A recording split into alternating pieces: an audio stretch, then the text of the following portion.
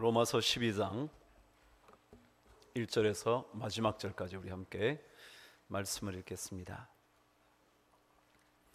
로마서 12장 1절에서 21절 마지막 절까지 저와 함께 교독해 보시죠.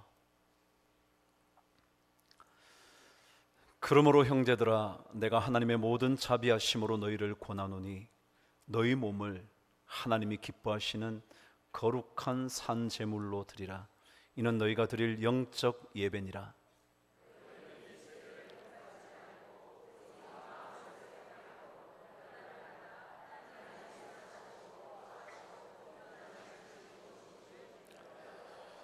내게 주신 은혜로 말미암아 너희 각 사람에게 말하노니 마땅히 생각할 그 이상의 생각을 품지 말고 오직 하나님께서 각 사람에게 나누어 주신 믿음의 분량대로 지혜롭게 생각하라.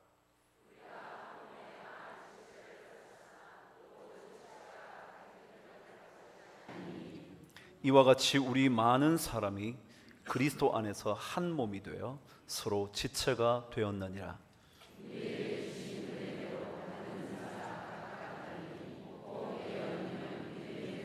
혹 섬기는 일이면 섬기는 일로, 혹 가르치는 자면 가르치는 일로,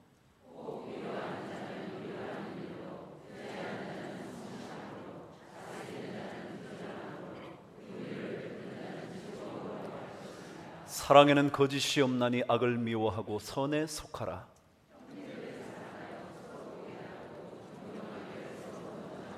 부지런하여 게으르지 말고 열심을 품고 주를 섬기라.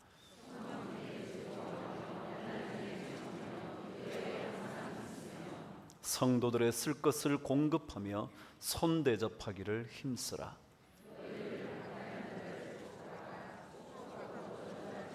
즐거워하는 자들과 함께 즐거워하고 우는 자들과 함께 울라.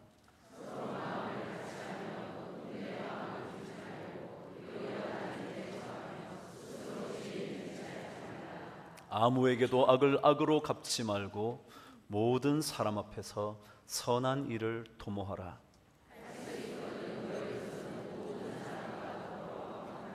내 사랑하는 자들아, 너희가 친히 원수를 갚지 말고 하나님의 진노하심에 맡기라. 기록되었으되 원수 갚는 것이 내게 있으니 내가 갚으리라고 주께서 말씀하시니라.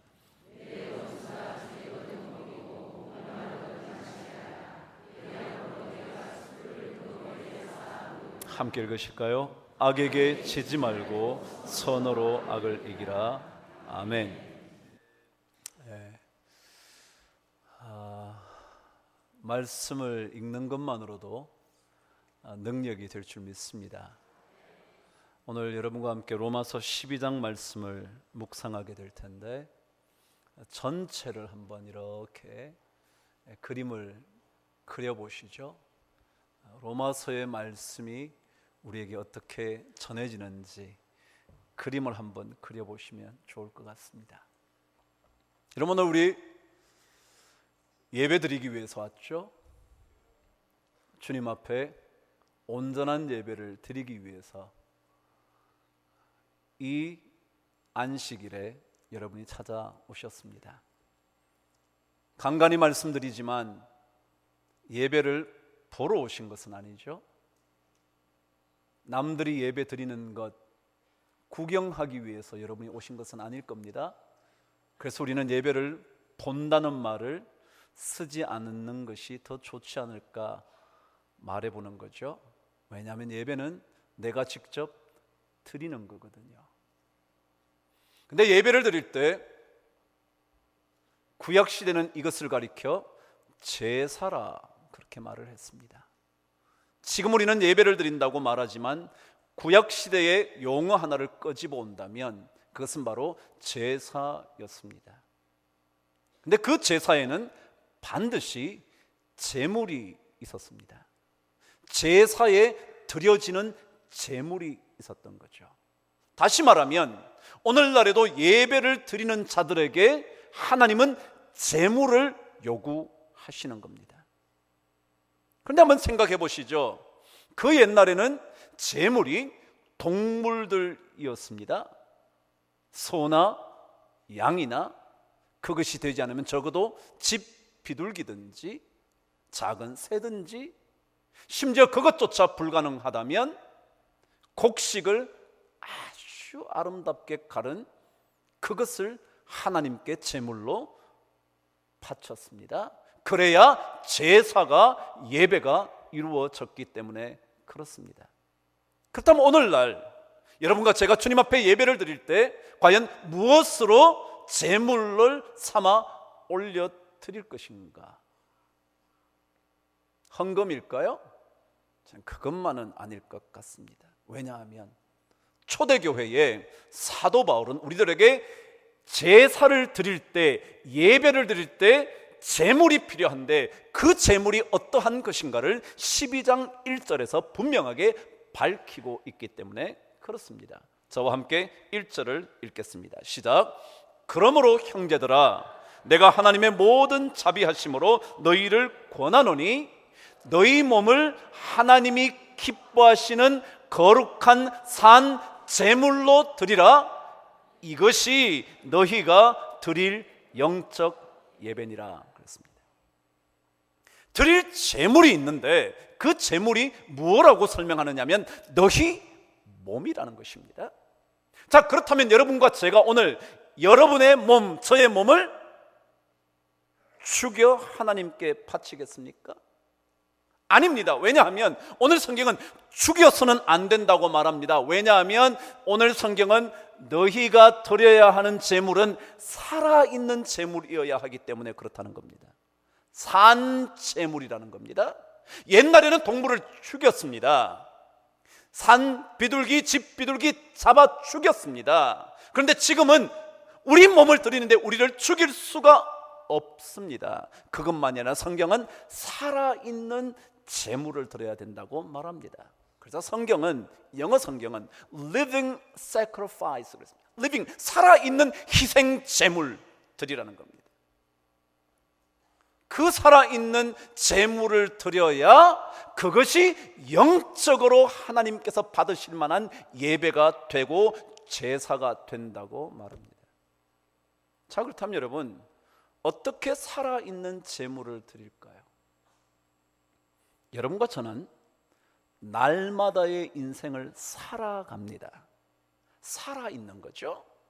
여러분이 오늘 이 자리에 오신 것만이 아니라 날마다 살게 되는 일상, 늘 살아가고 있는 그날 그것을 드릴 때라야만이 살아있는 것으로 제물을 드릴 수 있다는 거죠. 오늘 이 자리만이 아니고요, 수요 예배만이 아니고요, 새벽 기도만이 아니고요, 여러분과 제가 살아가고 있는 날마다의 삶, 그게 살아있는 삶이죠.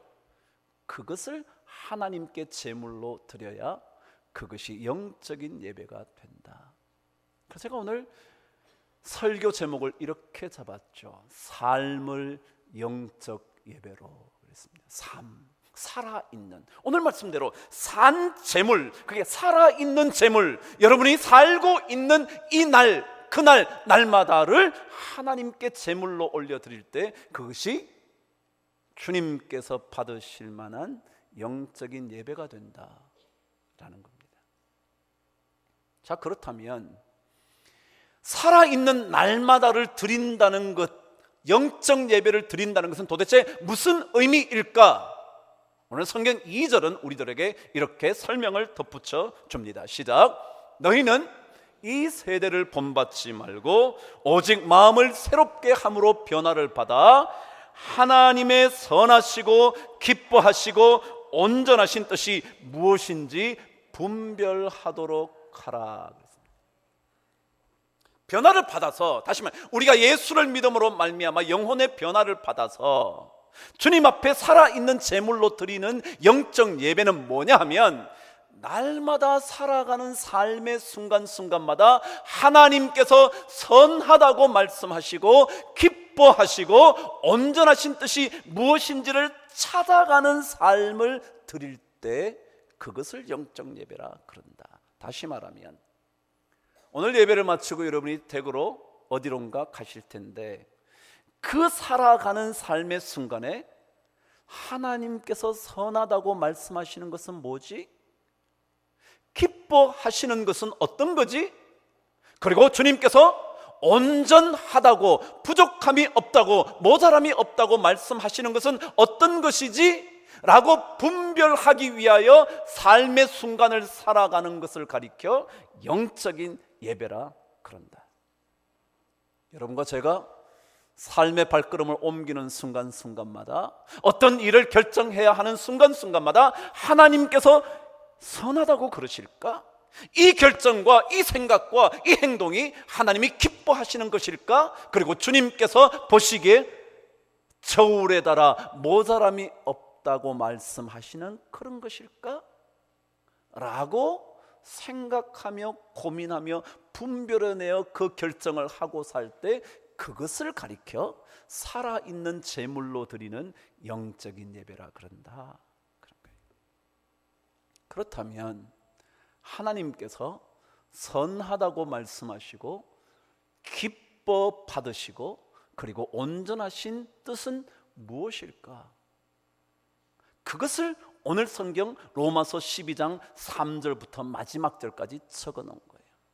물론 이 12장에 모든 하나님의 선하시고 기뻐하시고 온전하신 뜻이 담겨져 있지는 않지만, 그것은 성경 전체에 담겨져 있지만 오늘 여러분과 제가 읽은 12장에만 해도 하나님께서 선하다고 생각하시고 기뻐 받으실 만한 온전하신 뜻이 드러나 있는 거거든요. 그러니까 거기에 따라서 나의 삶을 살아갈 때 그 삶은 영적인 예배가 되는 거라는 거예요.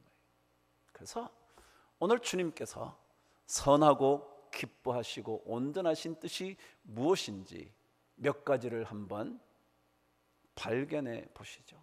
저와 함께 3절 시작합니다. 시작. 내게 주신 은혜로 말미암아 너희 각 사람에게 말하노니, 여기까지 그냥 말해 준다는 거예요. 이제부터 하나님의 선하시고 기뻐하시고 온전한 뜻이 무엇인지 말해 주겠다는 겁니다. 들어보실까요? 시작. 마땅히 생각할 그 이상의 생각을 품지 말고 오직 하나님께서 각 사람에게 나누어 주신 믿음의 분량대로 지혜롭게 생각하라. 첫 번째가요, 하나님께서 선하시고 기뻐하시고 온전하신 뜻, 첫 번째가 뭐냐면 분량에 맞게 생각하고 살아야 한다는 것입니다. 분량에 맞게. 분량이 뭐예요? 나누어 준 양입니다. 나누어 준 양이요. 여러분, 하나님은요 각자에게 나누어 주신 것이 있습니다. 저는 그렇게 믿습니다. 왜냐하면 제 자녀들을 보니까 하나님께서 이 자녀에게는 이런 걸 주셨고요, 저 자녀에게는 저런 걸 주셨더군요. 이 자녀에게 없는 것이 이 자녀에게 있고요, 이 자녀가 갖지 못하는 것을 또 다른 자녀가 갖고 있더라고요. 마음 같아서야 이 자녀도 이것을 가졌으면 좋겠고 저 자녀가 이것도 다 가졌으면 좋겠지만 그렇지 않더라고요. 하나님께서 주신 것이 다르더라고요. 오늘 성경에서 4절은 이렇게 말합니다. 우리가 한 몸에 많은 지체를 가졌으나 모든 지체가 같은 기능을 가진 것은 아니라고. 이 자녀에게 준 게 있고 저 자녀에게 준 게 있어서 각자 다르다고. 그들이 하는 살아가는 삶의 모양도 다르다고. 그런데 우리는 전부 다 가졌으면 좋겠다고 생각해요. 이 자녀가 이것도 가지고 저것도 가지고 이런 것들도 저런 것들도 다 누렸으면 좋겠다고 생각해요. 우리 가정이 저 가정에 누리는 것을 다 누렸으면 좋겠다고 생각해요. 아니요, 하나님은 각자에게 각자의 것을 주셨어요. 그것을 가리켜 분량에 맞게 생각하고 분량에 따라 살아간다는 것입니다. 근데 우리는 왜 남들과 비교하죠? 자기에게 준 것을 생각하지 않고 남에게 준 것을 자꾸 바라보다 보니까 비교가 되죠. 그냥 하나님께서 나에게 주신 것만 생각하면 되는데 다른 사람에게 준 것에 대해서 고민하거든요. 그러다 보니까 분량에 맞게 생각을 못하는 거예요. 나에게 준 분량이 요 정도인데 그 정도 가지고는 안 된다고 생각이 드는 거예요. 성경은 그래서 그것을 가리켜 지족하는 마음이라 그런 거잖아요. 지족하는 것. 지족이 뭐예요? 족함을 아는 거예요. 그냥 나에게 이거 주셨구나 라고 알면 되는 거예요. 저 사람에게 저것을 주셨구나, 그거 알면 되는 거예요. 근데 왜 저것을 하나님께서 나에게 주시지 않지? 우리 가정에는 주지 않지? 그래서 싸움이 끊임없이 일어납니다. 시기하다가 질투하다가 싸우다가 마침내 죽임까지 가는 거예요. 왜요? 각자의 분량만큼 생각하지 않거든요. 성경은 가르쳐줘요. 1달란트 받은 사람, 2달란트 받은 사람, 5달란트 받은 사람이 있다고. 근데 하나님은 그것 때문에 많이 받았기 때문에 적게 받았기 때문에를 문제 삼은 적은 한 번도 없다는 것, 여러분 설교를 통해서 얼마나 많이 들으셨어요. 그냥 그 사람은 그거 준 거죠. 그 사람은 5달란트 주신 거죠. 그 사람이 그 5달란트를 가지고 최선을 다해서 5달란트를 남기면, 아니 2달란트 받은 사람이 그의 삶에 모든 것을 투자해서 2달란트를 남기면 동일한 칭찬을 받잖아요. 아시잖아요. 착하고 충성된 종아, 내가 작은 일에 충성하였으니 내가 너에게 큰 일을 맡기겠다고 똑같잖아요. 왜요? 하나님은 주신 분량이 있거든요. 그것 가지고 문제 삼지 않아요. 넌 요거밖에 못 받았냐? 그래서 너는 겨우 2달란트밖에 못 남겼니? 그렇게 말하지 않아요. 하나님은 각자에게 각자의 것을 주셨거든요. 성경 그것을 가리켜 지체라는 표현으로 설명을 덧붙인 겁니다. 그래서 어떤 사람에게는 예언하는 은사를 주셨고요, 어떤 사람에게는 가르치는 재능을 주셨고요, 어떤 사람에게는 섬기는 능력을 주셨고요, 어떤 사람에게는 너 어려운 사람을 보면 긍휼한 마음이 드는 사람, 그것을 주셨고요, 또 어떤 사람에게는 리더십을 주셔서 다스리게 하셨고요. 각자에게 각자의 것을 주셨어요. 이것을 받아들일 줄 아는 것, 이것이 바로 여러분의 일상을 하나님께 드리는 영적 예배의 첫 번째 모습이에요. 하나님의 선하시고 기뻐하시고 온전한 뜻이 뭐냐 하면 주신 것 그대로 받는 거예요. 하나님이 이걸 주셨다면 그래, 그럼 자식하고 비교하지 말아야죠. 자식끼리 비교하지 말아야죠. 왜 자식이 상처를 받아요? 넌 왜 누나처럼 못해? 왜 너는 동생처럼 못해? 왜 너는 저 자식처럼 못해? 왜 남의 자식처럼 못하는 거지? 왜요? 여러분 왜 그러시는 거예요? 뭘 몰라서요? 각자에게 주신 분량만큼 생각하고 살아야 되는 영적 예배를 아직 드리지 못하기 때문이 아닐까요? 그래서 디모데전서 6장 8절은 그렇게 말했잖아요. 우리에게 먹을 것과 입을 것이 있은즉 족한 줄로 알아라. 그냥 족한, 이만큼 주셨으면, 그냥 내 자식에게 이 정도 공부할 수 있는 머리를 주셨으면 그냥 족한 거예요. 모든 사람이 다 천재겠습니까? 모든 사람이 IQ 150을 넘겠습니까? 모든 사람이 S대학만 가겠습니까? 아니요. 그냥 그 사람은 그럴 수 있는 거고요, 아닌 사람은 아닐 수 있는 거죠. 각자 다르게 주셨음에도 불구하고, 은사가 다름에도 불구하고 우리는 그것을 주신 대로 받지 못하기 때문에, 그것을 가리켜 분량대로 생각하거나 살지 못하기 때문에 끊임없이 우리는 하나님의 뜻을 거스리는 거예요. 그래서 온전히 영적인 예배를 하나님께 드리지 못하는 거죠. 중국의 인구는 15억에 가까워집니다. 우리나라는 겨우 5천만 정도죠. 여러분 5천만의 인구도 하나 되기가 얼마나 어렵습니까? 아니 우리 교회만 해도 하나 되기 어려운데 무슨 5천만까지 가겠습니까? 근데 그 15억이나 되는 인구들이 하나 된다는 게 어렵겠습니까? 쉽겠습니까? 그래서 중국의 중요한 나라 개념, 이념 중에 하나가 뭐냐면 화라는 겁니다. 화합한다는 것. 그러니까 왜냐하면 그렇지 않으면 이게 나라가 15억이나 되는 인구가 이게 난리가 날 거 아니겠어요. 그러니까 화합한다는 거, 이 화자가 굉장히 중요하다는 겁니다. 그런데 이 중국 사람들 중에 특징 중에 하나가 이런 것이 있다는 겁니다. 중국 사람들의 삶에는요, 우리나라의 삶에서 발견하게 되는 빈부의 격차보다 훨씬 더 큽니다. 그러니까 중국의 빈부의 격차라는 것은요, 우리나라의 빈부의 격차와는 세 발의 피입니다. 정말 엄청난 차이거든요. 그런데 중국 사람들이 그렇게 생각한대요. 자기들은 잘 사는 사람도 있고 조금 어렵게 사는 사람도 있지, 이렇게 생각한대요. 그러니까 공부를 많이 한 사람도 있고 공부를 좀 적게 한 사람도 있을 수 있지, 이렇게 생각한다는 거예요. 마치 모든 인간의 자기들의 예수 믿지 않는 사람들은요, 음과 양이 있지 않냐.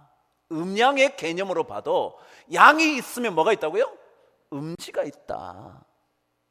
동전에 양면이 있듯이 동전에 앞면이 있으면 뭐요? 뒷면도 있다. 그래서 돈 많이 번 사람도 있고 좀 못 번 사람도 있다. 중국에 가보세요, 여러분. 북경이라는 도시를 가도요,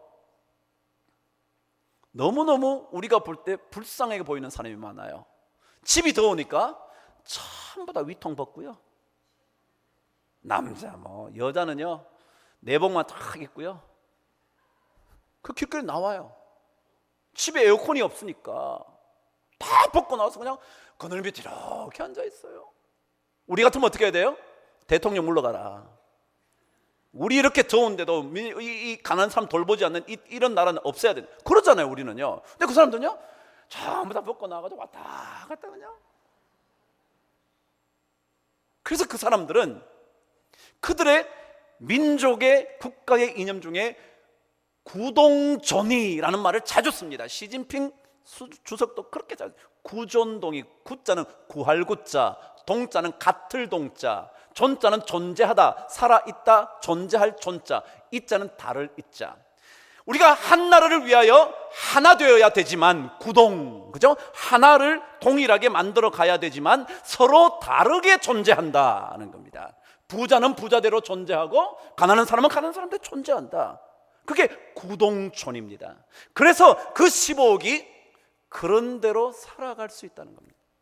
안 그랬으면 가난한 사람들이 나는 못 참겠다, 이런 나라 뒤집어야지. 아니요. 근데 저는 그것이 체념인지는 잘 모르겠지만 복음적이기도 하다. 복음은요, 각자에게 주신 분량이 달라요. 어떤 사람은 1달란트 받아 살기도 하고요, 어떤 사람은 정말 보기에도 5달란트 받은 사람이 있어요. 그렇지만 그것 때문에 나는 5달란트 못 받아서 억울해서 저 사람 가만히 안 둘 거야, 그런 마음 품는 건 아니에요. 그냥 주신 분량만큼. 교회 안에도요, 얼마나 많은 섬김의 여러 요소가 있어요. 성가대도 있고요, 교사도 있고요, 뭐도 있고요, 뭐도 있고요, 뭐 다 있잖아요. 그런데 어떤 경우는요, 그것으로 인하여 인정받는 사람이 있어요. 근데 어떤 섬김은요, 아무도 안 알아주는 섬김이 있어요. 억울하죠? 같이 섬겼는데. 그러나 여러분, 그런 거 문제 아니에요. 성가대로 섬기는 건 성가대로 섬기는 거고요, 청소로 열심히 해서 그걸로 섬기는. 왜요? 각자 은사가 다르고 섬김이 다르다는 걸 받아들여야 되거든요. 그게 성경이에요. 그렇게 될 때 우리가 하나님의 뜻을 이루어가는 거예요. 여러분, 누가 칭찬을 많이 받는다고 그게 억울하신가요? 뭐 어때요? 그 사람 칭찬 받으면 칭찬 받는 거죠. 그 사람 잘하면 잘하는 거죠. 그래서 오늘 성경은 우리들에게 이렇게 설명하는 겁니다. 저와 함께 15절 읽어 보시겠습니다. 시작. 즐거워하는 자들과 함께 즐거워하고 우는 자들과 함께 울어라. 그 사람이 잘한다면 정말 당신 잘하네요, 당신 자식 참 좋은 자식 둬서 좋겠어요, 참 집안이 좋네요, 참 부럽습니다, 즐거워하는 자들과 함께 즐거워하고, 어려운 자들을 만나면 너무 힘드시겠다고 함께 울어주는, 그거면 되는 거예요. 그런데 우리는 남이 즐거워하는 것을 못 보잖아요. 내가 슬플 때 남이 즐거워하는 것 견디지 못하잖아요. 여러분, 성경은 그렇게 말하지 않아요. 성경은 주신 대로 분량대로 받아 누리는 은혜가 우리에게 필요하다고. 그게 하나님의 선하시고 기뻐하시고 온전하신 뜻이라고. 즐거워하는 사람이 있다면 마음껏 즐거워해 주세요. 나는 왜, 우리 가정은 왜, 내 자식은 왜 저러지 못할까, 그런 생각하지 마시고요. 왜냐하면 그것이 하나님의 선하신 뜻이기 때문에, 하나님이 기뻐 받으시는 뜻이기 때문에, 아니 그것이 하나님께서 원하시는 영적인 예배, 살아있는 제물로 나를 드리는 것이기 때문에 그런 거죠. 그런데 오늘 성경은 이렇게 각자에게 주신 것 그대로 받아들이려면 우리에게 이런 마음이 있어야 된대요. 오늘 저와 함께 9절을 읽어보겠습니다. 시작. 사랑에는 거짓이 없나니 악을 미워하고 선에 속하라 그랬어요. 이게 뭐냐면, 있는 그대로 받아들이려면요, 사랑하는 마음이 있어야 돼요. 사랑하는 마음. 그러니까 그 사람을 사랑하면요, 어때요? 그 사람 잘 되는 게 좋아요, 미워요? 좋죠. 사랑하는 사람이니까. 사랑하는 사람이 잘 되니까 더 좋은 거죠. 그래서 오늘 성경은 각자에게 각자의 것을 주신 이야기를 8절까지 계속 하잖아요. 예언하면 사면 예언의 믿음의 분수대로, 섬기면, 가르치면, 구제하면, 긍휼을 베풀고, 뭐 뜻하면, 계속 얘기한 게 8절까지잖아요. 그 다음에 뭐냐면, 사랑에는 거짓이 없나니 악에 속하지 말고 선에 속하라. 사랑하는 마음이 거기에 있어야 있는 그대로 보는 거예요. 즐거워할 수 있는 거예요. 좋아하는 것을 축복해 줄 수 있는 거예요. 그래서 오늘 성경은 사랑의 마음을 품는 것, 그것을 가리켜 선한 거라고 말하는 거예요. 사랑의 마음이요, 앞에서는 아첨하고 뒤에서 공격한다면 선한 건가요? 아니요, 거짓이죠. 그래서 성경은 사랑에는 거짓이 없대요. 그러니까 거짓말하는 사람은 사랑이 없다는 거예요. 앞에서는 막 좋은 것처럼 말했지만 뒤에서는 엄청나게 공격을 해요. 차라리 앞에서 가만히 있다가 뒤에 가서 그 사람을 칭찬해 주면 참 좋을 텐데, 왜? 그 거짓이 없어야 되거든요. 그래서 이 사랑의 마음을 품으면, 그러면 각자에게 주신 것을 축복해 줄 수 있고요, 그리고 어려운 일을 만나면 함께 울어줄 수 있잖아요. 사랑의 마음이 있으니까. 성경은 우리에게 이렇게 말하죠. 히브리서 10장 24절에 사랑과 선행을 서로 돌아보며 하라고. 서로 돌아보아 사랑과 선행을 격려하라고. 그게 예수 믿는 사람들이거든요. 잘 돌아봐서 즐거워하는 일 있으면 마음껏 즐거워해줘요. 왜요? 사랑하는 사람이니까. 그리고 슬퍼하는 사람이 있다면, 눈물을 함께 흘려줄 수 있다면 그 사랑의 마음이 있는 거죠. 그것을 격려하는 거예요. 그리고 여러분 아시는 모이기를 패하는 어떤 자들의 습관과 하지 말고 그날이 가까이 오물 볼수록 더욱더 그리하자고. 그거잖아요. 그게 우리가 예수 그리스도를 믿는 공동체가 되어 간다는 것은요, 그 사랑의 마음, 거짓이 없는 사랑의 마음을 가지고 선한 것들을 이루어가는 거예요. 그것이 하나님께 드리는 영적 예배거든요. 그게 우리의 살아있는 순간을 드리는 산 제물로 주님 앞에 드리는 거거든요. 그러려면 한 가지 더 필요하대요. 사랑의 마음이란 게 뭐냐? 그걸 다시 설명하는 거죠. 저와 함께 15절을 읽겠습니다. 다시 한번 읽습니다. 시작. 즐거워하는 자들과 함께 즐거워하고 우는 자들과 함께 울라. 16절요. 시작. 서로 마음을 같이 하며 높은 데 마음을 두지 말고 도리어 낮은 데 처하며 스스로 지혜 있는 채 하지 말라. 여러분, 즐거워하는 자들과 즐거워한단 말이 뭐냐면 마음이 같아진다는 거죠. 그래서 사랑의 마음을 품는다는 게 뭐냐면 마음이 같아지는 거예요. 좋은 일 만나면 내가 좋은 거예요. 슬픈 일 당하면 내가 마음이 아픈 거예요. 그 친구 자식이 잘 되면 내가 괜히 내 자식 잘 된 것처럼 기쁜 거예요. 그 친구 자식이 어려우면 내 자식이 아픈 것처럼 가슴이 미어지는 거예요. 왜요? 마음이 같아진 거거든요. 그래서 역시 하나님이 기뻐하시는 거 뭐냐면 함께 하는 훈련이요. 함께 하는 훈련. 함께 하는 훈련. 공동체 훈련은 그런 거예요. 함께 하는 거예요. 여러분이 잘 되면 제가 기쁜 거죠. 그런데 제가 여러분 중에 누가 잘 된다고 미워한다면 저 사람은 안 돼야 되는데 라고 말한다면 말도 안 되는 거죠. 여러분, 그렇잖아요. 함께 서로 마음을 같이 하여, 그게 사랑의 마음이에요. 저는 여러분과 우리 교회를 세워가는데 한 마음이 되는 은혜가 있게 되기를 바랍니다. 우리 교회가 잘 되면 기뻐할 줄 알았는데 저게 혹시 황 목사 교회 잘 되는 거 아니야? 그래서 미워하지 않게 되기를 바랍니다. 제 교회 아니거든요. 그렇잖아요. 혹시 우리 집 자식이 혹시라도 잘 되거든 기뻐해 주시기 바랍니다. 황 목사 자식만 잘 된다 이러지 말고. 그래요. 남이 잘 되게 하는 거 그 같은 마음이잖아요.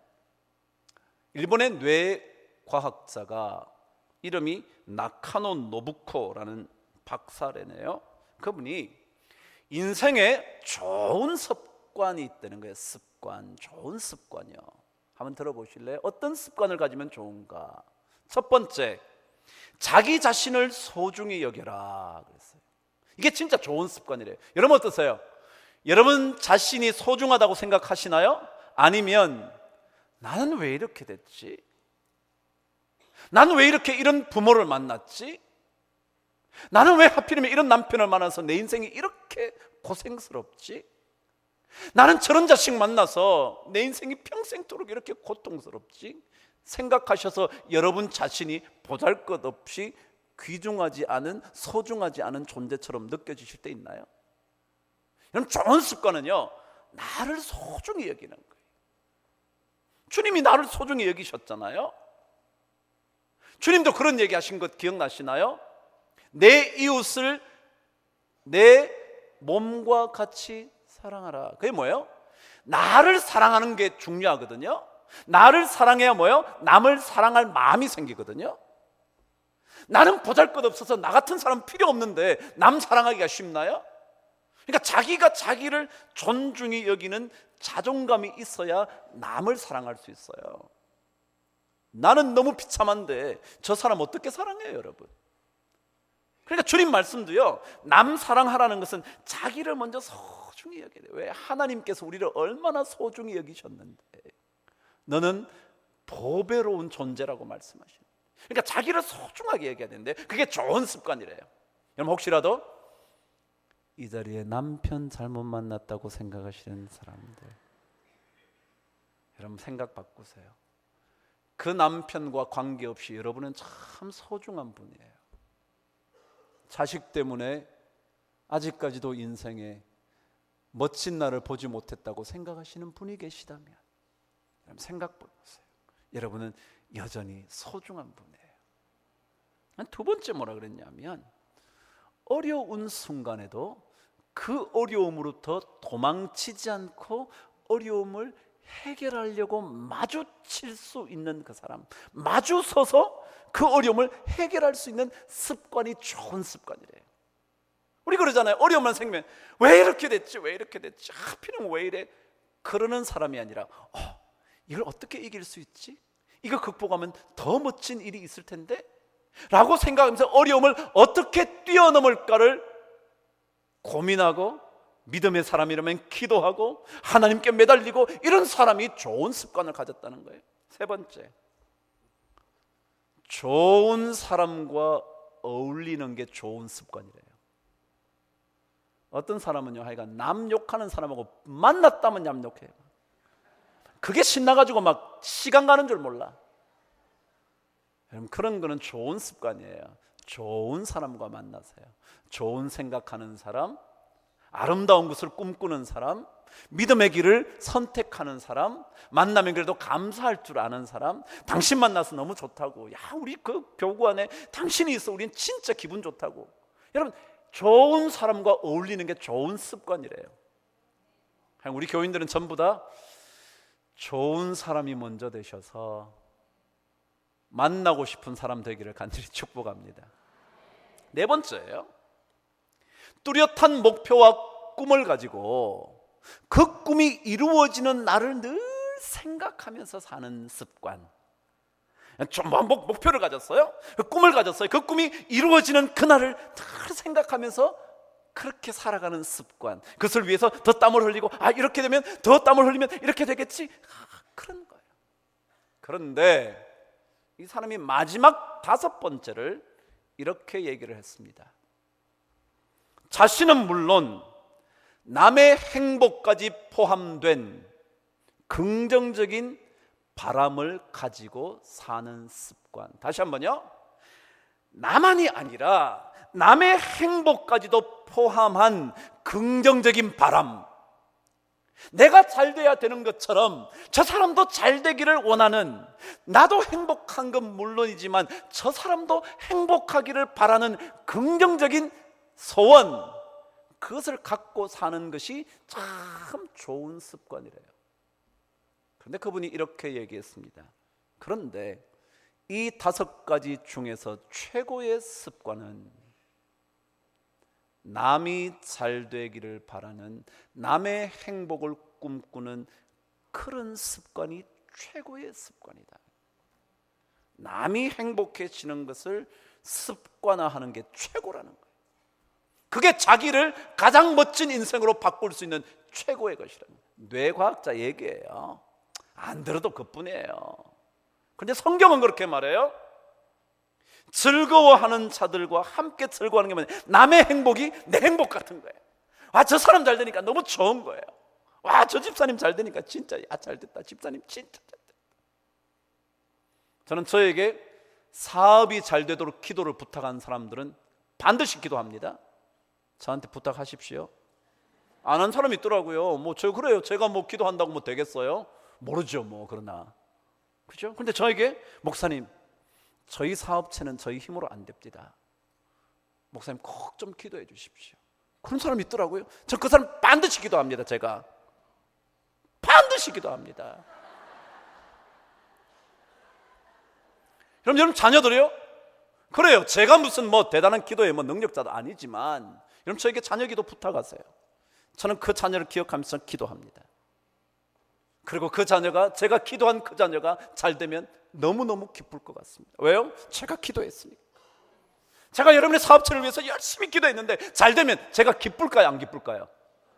괜히 기도했나? 싶을까요? 그럴 리가 있겠습니까? 그럴 리가 있겠습니까? 여러분 진짜예요. 하나님께서 남이 잘 되게 하는 것, 즐거워하는 자들 즐거워할 수 있도록, 그래서 마음을 같이 할 수 있도록. 성경은 말하잖아요. 남에게 대접을 받고자 하는 대로 너희도 남을 대접하라. 내가 잘 되고 싶다면 뭐요? 남이 잘 되게 만들어. 그거잖아요. 그게 예수님의 산산복음의 핵심 중에 하나잖아요. 여러분 들으신데 황금율이라, 황금의 율법이라 그러지 않습니까? 그래요. 이게 하나님의 선하시고 기뻐하시고 온전하신 뜻이에요. 그것을 이루어가면요, 그게 살아있는 제물로 여러분의 인생을 주님께 드리는 거예요. 결론이에요. 저는 이런 하나님께서 우리에게 수많은 좋은 것들을 주실 텐데 그 약속은 절대로 틀림이 없을 거거든요. 그래서 저는 이 말씀을 마음에 담고 있어요. 로마서 10장 12절에 저와 함께 가서 읽도록 하겠습니다. 로마서 10장 12절 읽고 말씀을 마치겠습니다. 찾으셨나요? 저와 함께 읽습니다. 시작. 유대인이나 헬라인이나 차별이 없음이라 한 분이신 주께서 모든 사람의 주가 되사 그를 부르는 모든 사람에게 부요하시니. 부요하시도다. 그럼 잘 들어보세요. 하나님은 어떤 분이시느냐면요, 어느 누구에게도 차별이 없대요. 여러분이 5달란트를 받으셨거나, 여러분이 보잘것없이 태어난 것처럼 보이는 1달란트를 받으셨거나, 뭐가 없다고요? 차별이 없대요.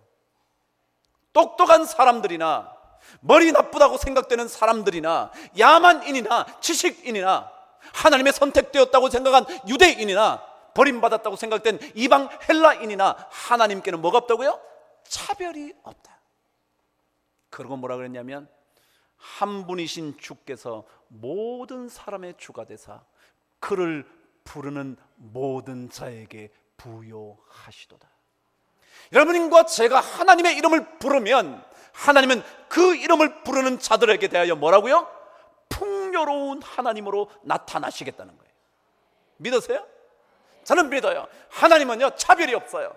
제가 학교를 좀 못 나왔든지 실력이 좀 없든지 부족한 인간이든지 간에 하나님께는 차별이 없어요.